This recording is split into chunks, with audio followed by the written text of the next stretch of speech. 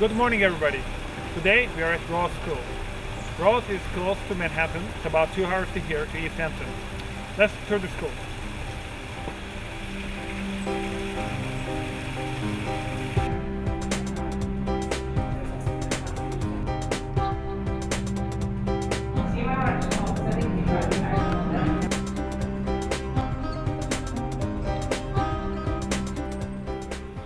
Ross School is a school for students in pre-nursery all the way through postgraduates in East Hampton and Bridgehampton, New York, which is on the east end of Long Island, about 100 miles away from New York City. We have in our high school about 360 students, including 125 boarding students from 27 countries, all over Europe, Asia, South America, the Middle East. It's quite an exciting program with a real focus on global learning, intercultural understanding, and collaborative interdisciplinary problem solving. Ross School was designed very intentionally with the idea of making sure our students are prepared for life in a global society. So they learn how to approach problems from an interdisciplinary point of view, bringing knowledge, information, and skills from a number of content areas together all at once, and also how to solve problems with a number of people who have background and expertise in different areas. Our students, our children, are going to have to be able to work collaboratively with people from all over the world on very complex issues that require skills and knowledge from every domain all working together. Their math, science, literature, and arts classes integrate with that core curriculum. So they are looking at the science and technology of a region and a period in time at the same time as they're studying the history of that place. The core curriculum is extremely engaging, so our students are inspired to learn and inspired to work hard. At the same time, they have a number of opportunities for independent study.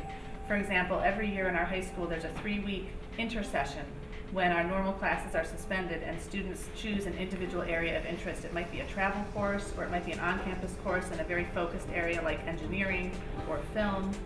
And in addition, when they're seniors, they all pursue an independent senior project. It's very much like a thesis. So that's when they basically take the whole first half of their senior year and go through a process of creating a product that they then have to present to a panel and defend, keep track of their process. It makes them very able to talk about something in particular, something that they had a passion for, something they worked very hard on, which I think is actually very advantageous in the college admissions process as well. All students are issued a MacBook when they come. The idea is to teach students how to utilize technology in a positive way, and everything is wireless on campus and in the houses. And all of the homework is actually posted online. So if students forget it or if parents want to know it, they can just log in on the website and they can find the homework. So we are a very high-tech community and a high-tech campus in a lot of ways. This is our classroom in the round, or otherwise known as our Duomo. And as it is, this is a room where every student can have a front row seat. So teachers like to use it periodically for instruction. These screens are all projectors that surround the room, so a teacher can project from his or her laptop or from the internet or film. The video animation, the 3D animation, one-stop animation. We also have design classes, web design classes, web programming classes in general. So it's a really exciting place to be if technology is of interest to a student. Why there are books and art and everywhere? The idea of the curriculum is that you're constantly surrounded by what it is that you are learning at the time.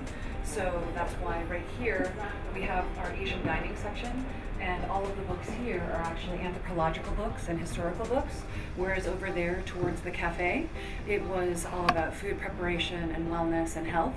And so anywhere we go on campus, the books will be of that time period or of that subject matter. And that's the same holds true for all the art that's on campus. So the artwork is of those time periods as well. They're all 5 to 10 minutes away from campus, and students live in these homes, less than 10 students in each house, and they live there with faculty, sometimes more than one faculty with their family.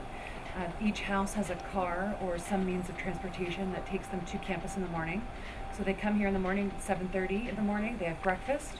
all of their classes, all of their activities. They do study hall here, and then at 8:30 at night they go back to the houses. On the weekends we do all sorts of activities, either in the Hamptons, like they might go bowling, they might go shopping, they might go ice skating, they might just go for coffee. Sometimes they have a girls' day. Sometimes we have sushi making parties in here. You know, sometimes we have dances in Center for Wellbeing, and then we also go into the city at least once a month. So we try and make sure that students have access to New York City as well. Our program started 2 weeks ago. Okay. It's for kids that want to play more tennis, but they want to go to school at the same time. They take only the 5 core classes, and they play between 20 and 25 hours of tennis per week. They have tennis conditioning. They have someone that takes them to tennis tournaments. So it's the only tennis academy in the Northeast. We have Turkish students. We have students from 20, as I said before, from 27 different countries, including the United States. I'd like to welcome Turkish students to Ross School. We have an incredible year-round academic program, also an excellent summer program in English language learning and college preparation, college placement preparation. So all of those programs would be open for Turkish students, and I hope you'll come.